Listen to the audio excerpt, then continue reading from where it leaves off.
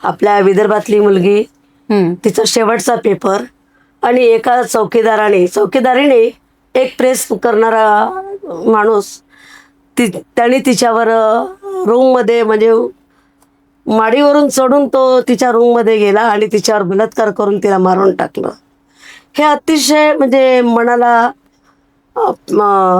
भाला घालणारा विषय होता की आपण म्हणतो की आपल्या मुली सुरक्षित आहेत, हॉस्टेलमध्ये सुरक्षित आहे, आणि अनेक मुली शिक्षणासाठी हॉस्टेलमध्ये जातात आणि हॉस्टेलमध्ये असे प्रकार घडल्या गेलं.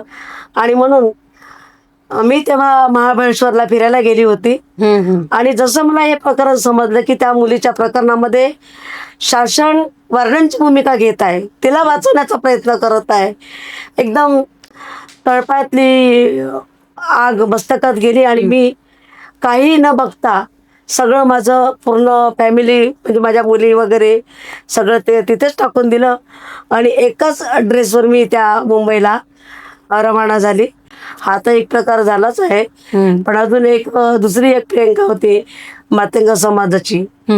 तिने सुद्धा हॉस्टेलमध्ये स्वतःला पलंगाला पकडून तिने आत्महत्या केली.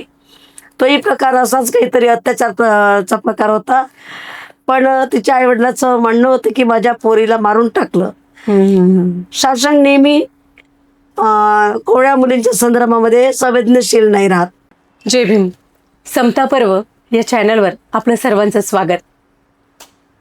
कायम आपल्याला स्त्रीचं जगणं म्हणजे हे एक विदारक म्हटलं जातं आणि त्यात जर बहुजनाची स्त्री म्हटलं की विषयच वेगळा. अशाच एका बहुजनाची स्त्री जिचं जगणं म्हणजे एक आपल्या स्वतःचं अस्तित्व दाखवण्यासाठी जिला बंड करावं लागलं. बाबासाहेबाच्या आंदोलनामध्ये कायमची सक्रिय असणारी अशी स्त्री प्रमोदिनीताई रामटेके ह्या आज आपल्याबरोबर आहेत. ताई जय भीम. जय भीम. ताई, तुमचं जेव्हा आम्ही इतिहास बघतो, तुमच्या जेव्हा कामाचा प्रत्येक ठिकाणी तुमचं आंदोलनामध्ये तुमचं एक धडाडीनं तुम्ही पुढे असता, तर ह्या आंदोलन करणारी प्रमोदिनी रामटेके ही कशी गेली, तिचं बालपण कसं गेलं? माझा जन्म पाटीपुरा आंबेडकर चळवळीच्या ठिकाणी झालेला आहे.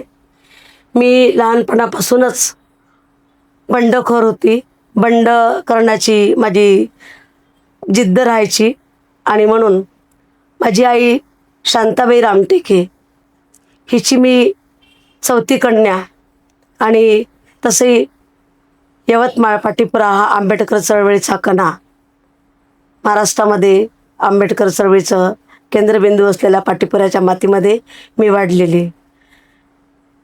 नामांतराच्या आंदोलनामध्ये पाटीपुरामध्ये काम करत असताना डॉक्टर बाबासाहेब आंबेडकर जयंती असो की मग सामाजिक प्रश्न असो, नेहमीच जातीयाच्या चटक्यामध्ये होरपळून निघाल्या पाटीपुरामध्ये मी आईसोबत जुळल्या गेली होती. माझी आईसुद्धा शांताबाई रामटेके ही बाबासाहेब आंबेडकराच्या चळवळीमध्ये पाऊण घेतलेली शांताबाई. आणि मग अशातच महाराष्ट्रामध्ये मी 9व्या वर्गात शिकत असताना नामांतराचं जोगेंद्र कवाडे सरांनी जे मराठवाडा विद्यापीठाला नाव मिळालं पाहिजे डॉक्टर बाबासाहेब आंबेडकराचं म्हणून जे लढा सुरू केला होता, त्यामध्ये माझी आई शांताबाई हिने पहिले एक बाबासाहेब आंबेडकराची पाईक म्हणून तिने एक मशाल मोर्चा काढला होता. अनेक स्त्रियांना सोबत घेऊन ती या नामांतराच्या आंदोलनामध्ये उतरली होती. आणि मी तळेगाव दशासर इथे, अमरावती जिल्ह्यामधला तळेगाव दशासर, माझ्या मामाच्या गावाला 9व्या वर्गात शिकत असताना मला आमच्या त्या ठिकाणी जोगेंद्र कवाडे सरांचा मोर्चा आला त्या गावामध्ये, तर मी सुद्धा त्या नामांतराच्या आंदोलनामध्ये सामील झाली आणि अमरावतीच्या जेलमध्ये माझी थेट तुरुंगामध्ये मला टाकण्यात आलं. म्हणजे वयाच्या कितव्या वर्षी तुम्ही पहिल्यांदा जेलमध्ये गेला? मी वयाच्या 14व्या वर्षी पहिल्यांदा तुरुंगामध्ये गेली. आणि मग तो जो प्रवास तुमच्या मनपटलावर ते कोरल्या गेलं की आंदोलन करणे, एखादी गोष्ट मिळवायची असेल, मागायची असेल तर आंदोलन करावी लागतात, हे तुम्हाला लहानपणी समजलं असं आपण समजूया. बरोबर आहे. आणि मग हा जो काळ आहे तुमचा पुढला त्याच्यानंतरचा, यामध्ये मग तुमचं सामाजिक चळवळ कशी राहिली, कसे तुम्ही त्या सगळ्या गोष्टी सांभाळत गेल्या आणि कसं एक आंबेडकरी चळवळीकडे तुम्ही वळल्या? आंबेडकर समाजामध्ये जेव्हा लहानाचं मोठं होत असताना, शाळेमध्ये शिकत असताना पहिले तर जातीची झळ पोहोचली तळेगाव दशासरमध्ये. कारण मी बंडखोर असल्या कारणामुळे आणि मी जरा मॉडेल पण होती. मला चांगले कपडे घालण्याची खूप आवड होती आणि मी ते जे कपडे घालायची तर तेव्हा मग मला तिथे म्हणजे त्या एक फॅशन आली होती बेल बॉटम. तर मी ते बेल बॉटम त्या ठिकाणी घातल्यानंतर तळेगावमध्ये ते ग्रामीण भाग होतं. त्या ग्रामीण भागाच्या लोकांना वाटायचं अरे ही बेल बॉटम घालत आहे. त्यांनी मला नुरी म्हणून मला चिडवायला लागले ते मला. आजही मी त्या गावामध्ये गेले की मला नुरी म्हणूनच तिथे त्या ठिकाणी मला ओळखल्या जाते. आणि मग तिथे माझं शिक्षण होऊन मी यवतमाळमध्ये आली आणि जातीचे चटके तर होतेच. माळीपुरा पाटीपुरा हे असा नेहमीच संघर्ष राहायचा. काही झालं यवतमाळमध्ये तर सर्वात पहिले पाटीपुऱ्याला त्या जातीयतेचे चटके पडायचे. मग पिंपळगाव जे गाव होतं नामांतराच्या आंदोलनामध्ये ते गाव जाळण्यात आलं होतं. पिंपळगाव पूर्ण जाळण्यात आलं आणि मग तिथल्या लोकांची व्यवस्था करण्यासाठी पाटीपुऱ्यामध्ये सगळं आंबेडकरी समाजाच्या लोकांना आणण्यात आलं. मग आणण्यात आल्यानंतर त्यांची सगळी जेवणाची व्यवस्था राहण्याची व्यवस्था आमच्या पाटीपुऱ्यातल्या लोकांनी केली आणि मी सुद्धा त्या ठिकाणी होती, आई पण होती. त्याच्यानंतर मराठवाड्याच्या विद्यापीठाच्या नामांतराच्या आंदोलनामध्ये अनेक चटके समाजाला भोगावं लागले आणि मग जोगेंद्र कवाडे सर यांनी मोठा विशाल मोर्चा काढला होता. तेव्हा त्या मोर्चामध्ये सगळं समाज सोबत राहून मी पहिलीच म्हणजे लहान मुलगी असल्या कारणामुळे त्यांनी माझ्या पाठीवर कौतुकाची थाप टाकली आणि मग मी त्या आंबेडकर आंदोलनामध्ये सक्रिय झाली. जेव्हा केव्हा यवतमाळमध्ये जे काही आंदोलन होतात किंवा महाराष्ट्रामध्ये पण जे आंदोलन होतात, मग घाटंजीची म्हणजे आदिवासी मुलींवर अत्याचार प्रकरणी जळी प्रकरणी तेव्हा पण मी आंदोलनामध्ये उतरली. आणि माझं तर लग्न एकदम कमी वयातच झालं होतं. 3 मुली पण होत्या मला. परंतु मी अशा अवस्थेमध्ये शिक्षण घेतलं आणि वयाच्या 26व्या वर्षीच माझ्या पतीचं निधन पण झालं होतं. पण ते दुःख बाजूला सारून मी माझ्या मुलींना शिक्षण देऊन या आंबेडकरी चळवळीचा म्हणजे जो भाग आहे, जी चळवळ आहे ते पुढे नेण्यासाठी मी सदैव तयारच राहायची. ताई, कायम स्त्रियांना एक कमी लेखलं जातं. चूल आणि मूल इतकंच मर्यादित ठेवलं जातं. हे मग उच्चवर्णीय स्त्री असो की कोणतीही स्त्री, ही कायम स्त्रीला एक बंधनं असतात आणि तिला पुढे न जाऊ देणे हे पुरुष प्रधान संस्कृतीपासूनच तिची सुरुवात होते. तिथेच तिचे बॅरिकेड तयार होतात. तर जेव्हा एक बहुजन समाजाची स्त्री जेव्हा समोर येते तेव्हा तिला काय त्रास होतो, तिला काय काय फेस करावं लागतं? खरं सांगायचं म्हणजे स्त्रीला जगणं इतकं म्हणजे शक्य नाही आहे आणि त्यात विधवा स्त्रियांना आणि जिच्या पाठीमागे नवऱ्याचा साथ नाही अशा अनेक स्त्रियांना तिच्या पहिले चारित्र्यावरच घाला घातल्या जातं. अरे ती जेव्हा रस्त्यावर उतरते, जेव्हा ती आंदोलन करते, जेव्हा ती पुरुषासोबत काम करते तर तिला बदनाम केल्या जाते. तिच्या चारित्र्यावर पहिले हनन केल्या जाते. नाही ती बदमाश आहे, ती नालायक आहे, तिला काय आहे असं तिच्या संदर्भामध्ये म्हणजे अनेक स्त्रियांच्या संदर्भामध्ये अशीच भावना आहे. मग पुरुष नाही तर महिला सुद्धा आहे. आपण पुरुषांना दोष देऊन चालणार नाही. स्त्रिया पण या काही मागे नाही आहे. कारण त्यांच्यामध्ये एक स्पर्धा नाही, ते एक स्त्रियांचं जळण्याचं समर्थन करत असतात असं मला वाटते. पण या प्रवासामध्ये तुम्हाला काय काय असे अनुभव येत गेले, कसे तुम्ही आयुष्यामध्ये काढत गेल्या? जसं की पती नसणे, मग नोकरीचं कसं, आर्थिक परिस्थिती, 3 मुलं कशी सांभाळली तुम्ही? मी पुसदला इथे एका शाळेवर शिक्षिका म्हणून नोकरी केली. पण नोकरी करत असताना तिथे अतिशय वाईट अनुभव आले की जे संस्था चालक होते त्यांची जी वृत्ती होती म्हणजे एकेरी भाषेची किंवा मग कधी पण बोलवायची, तर ती मी नोकरी सोडून दिली तिथली. आणि मग मी जिल्हा परिषदला नोकरी मध्ये लागली आणि माझ्या कुटुंबाचा भार मी माझ्या खांद्यावर घेतला. मला माझ्या सासरची काही मदत काहीच नव्हती, पण माझं माहेरचं जे कुटुंब होतं ते सक्षम होतं. सांगायचं म्हणजे माझी आई, ती जरी आज म्हणजे एक बिझनेसमॅन म्हणून माझी आई होती, तिचा बिझनेस होता. आणि तिने मात्र मी विधवा झाल्यानंतर तिने माझ्या तिन्ही मुलींची जबाबदारी आणि माझी पण जबाबदारी तिने स्वीकारली होती. ह्या काळामध्ये ताई मग तुम्हाला कुठल्या परिस्थितीचा सामना करावा लागला? स्पेशली एक लोकांचा बघण्याचा दृष्टिकोन आणि एक आंबेडकरी चळवळ म्हटल्यानंतर एक आत्ताही कुठल्या स्त्रीला बोलण्याचा अधिकार नाहीये, तर तेव्हा आणि आत्तामध्ये काय फरक वाटतो तुम्हाला? आज सांगायचं म्हणजे 25-30 वर्ष चळवळीमध्ये काम करत आहे, परंतु समाजाचा जो बघण्याचा दृष्टिकोन आहे तो आजही बदललेला नाही आहे. कारण काही ह्या मातीमध्ये वाढत असताना त्यांना जे म्हणजे काम करणाऱ्या महिला आहेत त्यांचं वर्चस्व सहन होत नाही. आपल्याच महिलांची ती म्हणजे एक बघण्याचं जे दृष्टिकोन आहे त्यांचा बदललेला नाही आहे. परंतु ते जरी त्यांचा बघण्याचा दृष्टिकोन जरी वाईट असला, पण बाबासाहेब आंबेडकरांचं चळवळ आणि स्त्रिया समोर आल्या पाहिजे हा उद्दिष्ट ठेवूनच पुढे जाण्याचं काम करत आहे. आणि ताई एक जे म्हणजे तुम्ही चर्चेत राहिल्या, यवतमाळ जिल्ह्यामध्ये तुम्ही कायम चर्चेमध्ये राहिल्या, तो विषय म्हणजे खैरलांजी.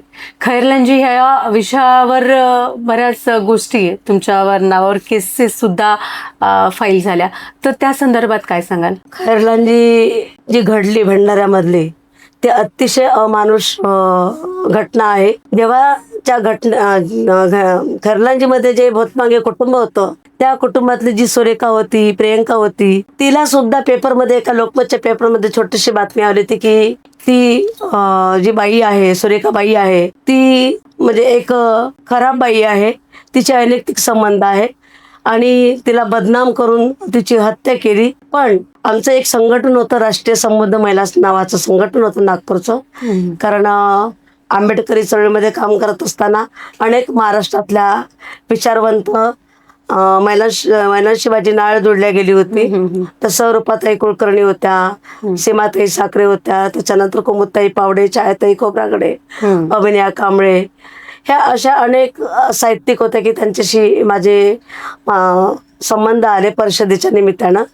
आणि मग त्यांनी सांगितलं की प्रमोदिनी, खैरलांजी हे प्रकरण घडलं असून आपण भंडारामध्ये मोर्चा काढतो आहोत, तिला न्याय मिळत नाही आहे.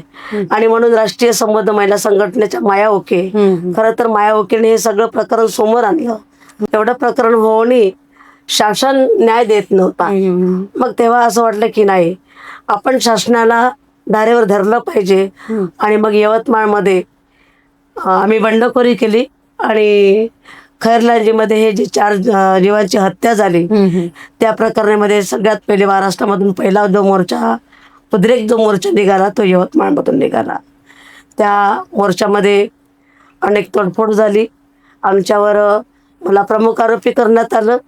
प्रमुख आरोपी करण्यात आलंच आलं, परंतु माझा PCR पण घेण्यात आला.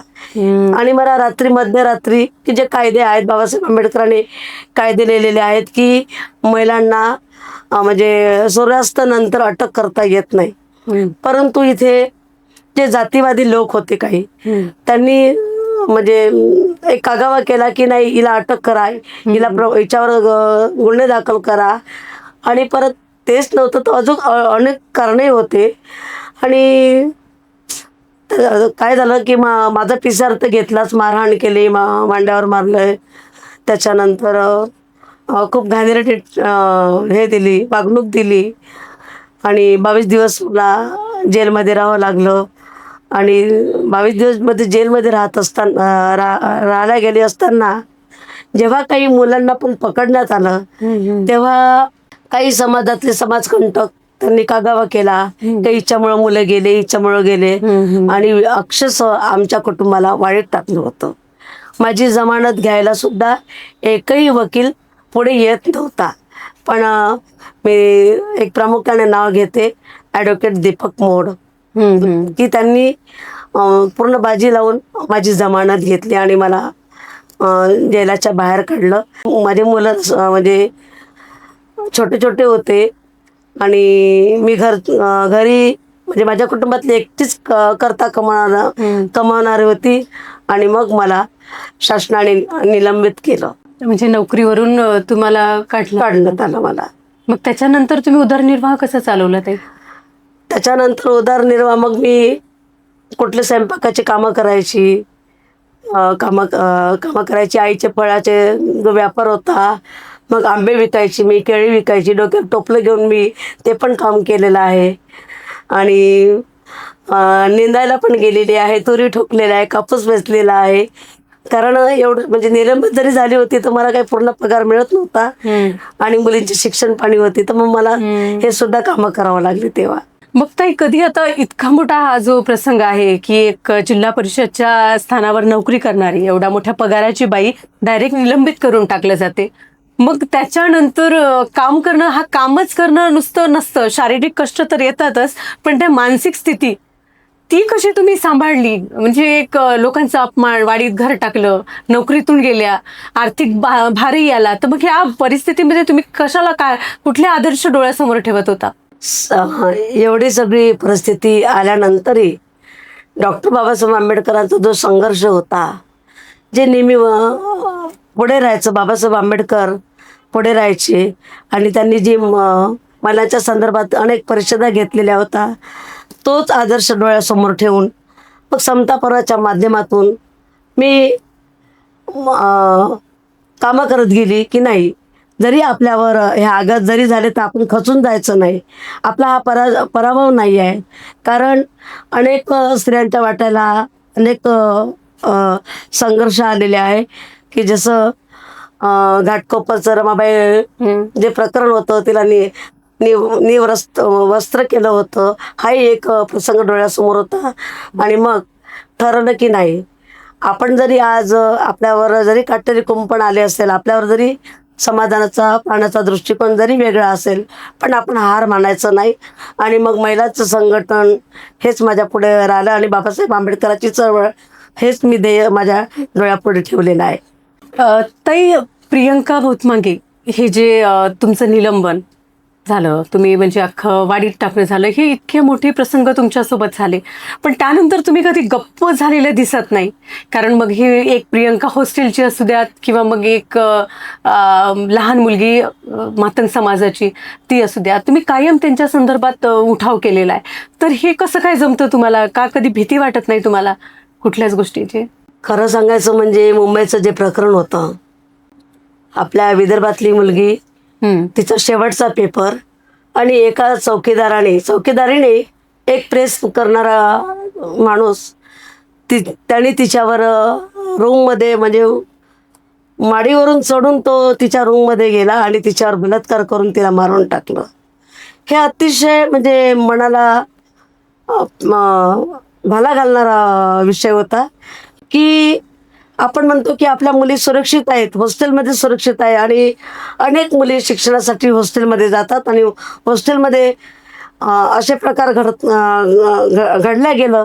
आणि म्हणून मी तेव्हा महाबळेश्वरला फिरायला गेली होती आणि जसं मला हे प्रकरण समजलं की त्या मुलीच्या प्रकरणामध्ये शासन वर्णनची भूमिका घेत आहे, तिला वाचवण्याचा प्रयत्न करत आहे, एकदम तळपायातली आग मस्तकात गेली. आणि मी काही न बघता सगळं माझं पूर्ण फॅमिली म्हणजे माझ्या मुली वगैरे सगळं ते तिथेच टाकून दिलं आणि एकाच ड्रेसवर मी त्या मुंबईला रवाना झाली.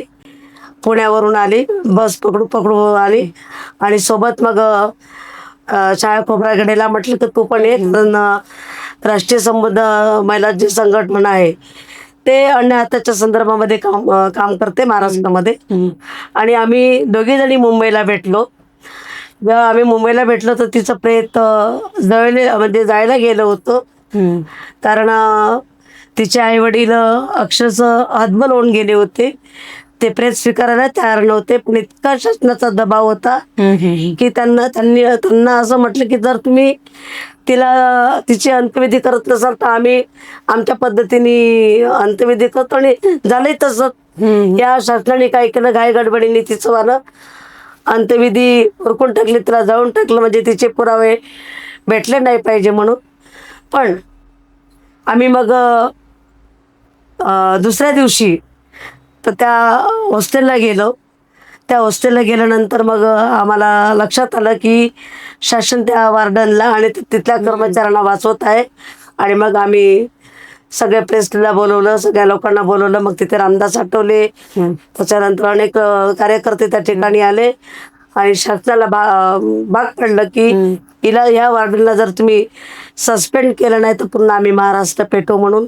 आणि मग काही म्हणजे 2-3 दिवसांनी त्या वार्डनला आम्ही सस्पेंड करायला लावलं. हा तर एक प्रकार झालाच आहे. पण अजून दुसरी एक प्रियंका होती मातंग समाजाची. तिने सुद्धा हॉस्टेलमध्ये स्वतःला पलंगाला पकडून तिने आत्महत्या केली. तोही प्रकार असाच काहीतरी अत्याचारचा प्रकार होता. पण तिच्या आईवडिलाचं म्हणणं होतं की माझ्या पोरीला मारून टाकलं. शासन नेहमी कोवळ्या मुलींच्या संदर्भामध्ये संवेदनशील नाही राहत.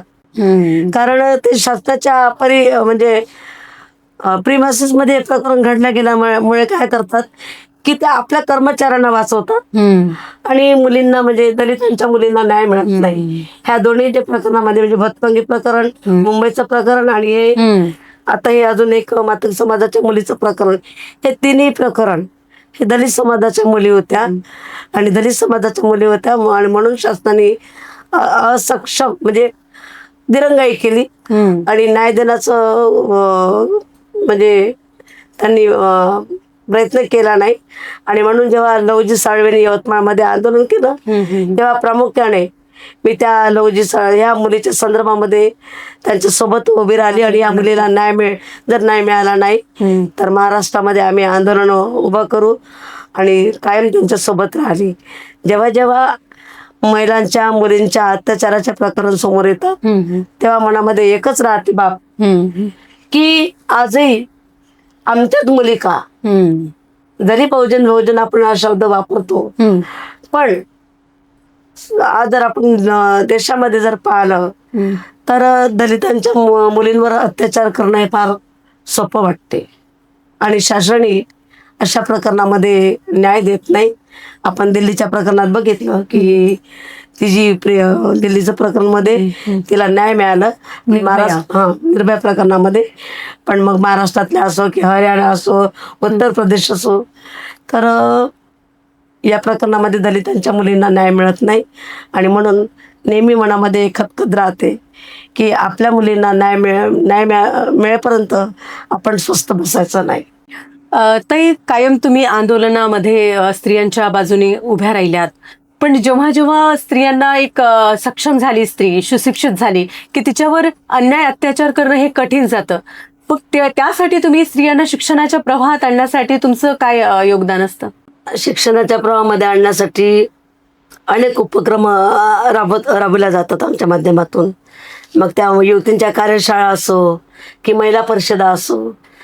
आपण बघितलंच आहे की महाराष्ट्रामधले जरी जामणी जे गाव आहे 2008 मध्ये तिथल्या ज्या मुली होत्या, कुमारी माता होत्या, त्यांच्यासाठी सुद्धा विशेष म्हणजे जिल्हा परिषदच्या माध्यमातून कुमारी मातेची आणि मुलींची आपण एक शैक्षणिक परिषद तिथे घेतलेली 2008 मध्ये. आणि आज कुमारी मातेचं जे प्रमाण आहे ते कमी झालेलं आहे. आणि शिक्षणामध्ये अनेक मुली येतात की ताई आम्हाला हे म्हणजे अभ्यासासाठी हे पुस्तकं पाहिजे, ड्रेस पाहिजे, कधी पैसे पाहिजे. अनेक मुली फी सुद्धा भरू शकत नाही. तेव्हा लोकांच्या न कळत आपण पुढे न येता आपण असं त्यांना आर्थिक मदत सुद्धा आपण करतो. कारण अनेक मुली जरी आपण नाही म्हटलं की स्कॉलरशिप आहे किंवा मग फ्री आहे, पण स्कॉलरशिप जर म्हटलं आपण तर 2-2, 3-3 वर्ष स्कॉलरशिप मिळत नाही. मुलींना फी भरायला सुद्धा पैसे राहत नाही. सांगायचं म्हणजे कपडे सुद्धा मुलींना राहत नाही, गणवेश राहत नाही. तर अशा अनेक मुली आहेत, त्यांना आपण मदत करत असतो. आणि सोबतच शेवटचा प्रश्न आहे की एक यवतमाळमध्ये समता पर्व जे तुम्ही मोठ्या उत्साहाने साजरा करता, ज्योतिबा फुले आणि डॉक्टर आंबेडकर यांची संयुक्त जयंती, तर ही कशी साजरी करता? म्हणजे याची मोठी मोठी पदं तुम्ही भूषवली आहे, अध्यक्ष, कोषाध्यक्ष, मुख्य संयोजक आपण त्यामध्ये असता. तर ही यामागची तुमची प्रेरणा आणि हे कसं तुम्ही मॅनेज करता हे सगळं? 2005 मध्ये म्हणजे 2004 मध्ये या ठिकाणी माननीय जिल्हाधिकारी डॉक्टर हर्षद कांबळे साहेब या ठिकाणी कलेक्टर म्हणजे जिल्हाधिकारी म्हणून आले होते. आणि त्यांनी एक म्हणजे डॉक्टर बाबासाहेब आंबेडकर आणि महात्मा ज्योतिबा फुले यांचे विचार जनमानसात पोहोचवण्याच्या दृष्टीने त्यांनी एक मीटिंग घेतली होती. कारण आम्ही काम करत असताना अनेकदा जिल्हाधिकारी साहेबांकडे कधी न्याय मागण्यासाठी तर कधी सामाजिक प्रश्नासाठी जात होतो. आणि तेव्हा त्यांनी जे समता पर्वाची बांधणी या ठिकाणी म्हणजे रोपटं झाड लावलं तेव्हा खूप अतिशय आनंद वाटला. आणि मग त्या समता पर्वाच्या छोट्या मोठ्या कार्यक्रमामध्ये सामील झालो. आणि जेव्हा 2005 मध्ये पहिलं समता पर्व झालं समता मैदानावर, तेव्हा सांस्कृतिक महाराष्ट्राची लोककला म्हणजे अक्षरशः सगळ्या तरुण मुलींना समता पर्वाची ओळख व्हावी, डॉक्टर बाबासाहेब आंबेडकर महात्मा ज्योतिबा फुलेंचे विचार त्यांच्या मनात रुजवा म्हणून सगळ्या मुलींना म्हणजे जवळपास 50 ते 100 मुलींना. आपण आताच 2 दिवसापूर्वी आपण लेझिम बघितलं, पण हे लेझिम 2005 मध्ये सादरीकरण महाराष्ट्राच्या जेवढ्याही लोककला होता त्याचं सादरीकरण केलं. आणि सादरीकरण तर केलं, परंतु या प्रवाहामध्ये सांगायचं म्हणजे सांगा ताटा बिरला आमचा वाटा काय, तर महिलांना याच्यामध्ये जास्तीत जास्त सहभागी करण्यासाठी साहेबांकडे नेहमी म्हणायचे की साहेब या महिलांना तुम्ही घ्या, यांना 1 दिवस द्या, 2 दिवस द्या. आणि मग विशेष म्हणजे डॉक्टर हर्षद कांबळे साहेबांनी स्त्री पुरुष समतेचा विचार यवतमाळच्या समता मैदानावर देऊन महिलांसाठी एक खास 1 दिवस दिला. 1 दिवस दिलाच नाही तर अनेक महिलांनी समता पर्वाची धूर आपल्या खांद्यावर सांभाळली, महिलांना अध्यक्षपद दिलं. आणि मला अतिशय आनंद होता की मी जरी 2000 कोरोनाच्या काळामध्ये अध्यक्ष म्हणून मी राहिली, पण मी ऑनलाईन अध्यक्षपद भूषवलं. आणि माझ्या त्या ऑनलाईनच्या याच्यामध्ये समता पर्वाच्या कार्यक्रमामध्ये सांगायचं म्हणजे डॉक्टर हर्षद कांबळे साहेबांनी सुद्धा सहभाग घेतलेला होता. आणि सांगायचं म्हणजे या समता पर्वाच्या याच्यामध्ये तमाम महाराष्ट्रातल्या नाही तर देशातल्या महिलांनी येऊन इथे वैचारिक विचार मांडलेले होते. आणि आजही देशातल्या महिला या ठिकाणी येतात आणि महिलांच्या संदर्भामध्ये त्या वैचारिक विचार मांडून महिलांना अजून कसं पुढे आणता येईल हे समता पर्वाचं एक खरं म्हणजे तर एक काय म्हणावं लागेल त्याला एक मोठं विचार पीठच आहे की नुसत्या शहरी भागातल्याच नाही, मेकअप करूनच येत नाही तर ग्रामीण भागातल्या पण महिला समता पर्वामध्ये येतात, आपलं आर्थिक योगदान पण देतात. आज जर आपण गेल्या 4-5 वर्षापासून जर पाहतो म्हटलं की काही वर्षानंतर समता पर्वाला थोडंसं जरा वेगळं हे आलं होतं, स्वरूप आलं होतं. पण त्याच्यानंतर समता पर्वाला अजून चांगली म्हणजे हे झाली, सुरुवात झाली. आणि आज जर पाहतो म्हटलं तर सगळं समता पर्व जे आहे ते महिलांनी सक्षम केलेलं आहे. कारण सगळ्यात जास्त महिला पार्टिसिपेट होतात आणि त्या केवळ सौंदर्य स्पर्धाच घेत नाही, वेशभूषा स्पर्धा घेत नाही, वैचारिक मेजवानीमध्ये प्रबोधनामध्ये पण त्यांचं मोठं खूप योगदान आहे. आणि समता पर्वाला आर्थिक मध्ये सुद्धा त्यांचं खूप मोठं योगदान आहे. ताई, जाता तुम्ही महिलांना काय सांगाल? खरं सांगायचं तर पहिले महिलांनी भीती काढून टाकायला पाहिजे. आपण पुरुषाच्या खांद्याला खांदा लावून काम करत असताना त्यांनी हे नाही बघितलं पाहिजे का मला समाज काय म्हणेल, मला मी बदनाम तर नाही होईल. पण तिने पुरुषाच्या खांद्याला खांदा लावून काम करत असताना तिने ठोस भूमिका घेतली पाहिजे की नाही, मला बाबासाहेब आंबेडकरांची मुवमेंट चालवायची आहे आणि स्त्रियांवर जे अन्याय अत्याचार होत आहे, मग ते रात्र असो बेरात्र असो, तिने आपल्या कमरेला पदर खोचून तिने सज्ज व्हायला पाहिजे आणि तिने स्वतःवर विश्वास ठेवला पाहिजे की नाही मी सक्षम आहे, मला कोणी हात लावू शकत नाही आणि कोणाला हात लावण्याची ताकद पण नाही, असं तिने स्वतः आत्मविश्वास निर्माण केला पाहिजे. आणि म्हणून मी महिलांना म्हणेल की मी सगळ्यांनी पुढे यायला पाहिजे. कारण आपण बघतो की दिवसांदिवस महिलांवर मुलींवर अत्याचाराचे प्रकरणं घडत आहेत. आजही महिला कोवळ्या मुली सुरक्षित नाही आहे. आणि म्हणून तुम्ही कोणती भीती न बाळगता तुम्ही सक्षम व्हा आणि पुढे व्हा, एवढंच मी महिलांना संदेश देईल. धन्यवाद ताई. तर ह्या होत्या प्रमोदिनी ताई रामटेके, ज्यांनी महाराष्ट्राला स्त्रियाच्या संदर्भामध्ये जेव्हा जेव्हा अत्याचार झाले तेव्हा त्या निडर होऊन पुढे आल्या आणि बऱ्याच स्त्रियांना त्याच्यात सहभागी करून घेतलं आणि आंदोलनं घडवली. अशा प्रमोदिनी ताई रामटेके. ताई, तुम्ही आलात, आम्हाला वेळ दिला, याबद्दल खूप खूप धन्यवाद. धन्यवाद. जय ज्योती जय भीम. जय ज्योती जय भीम.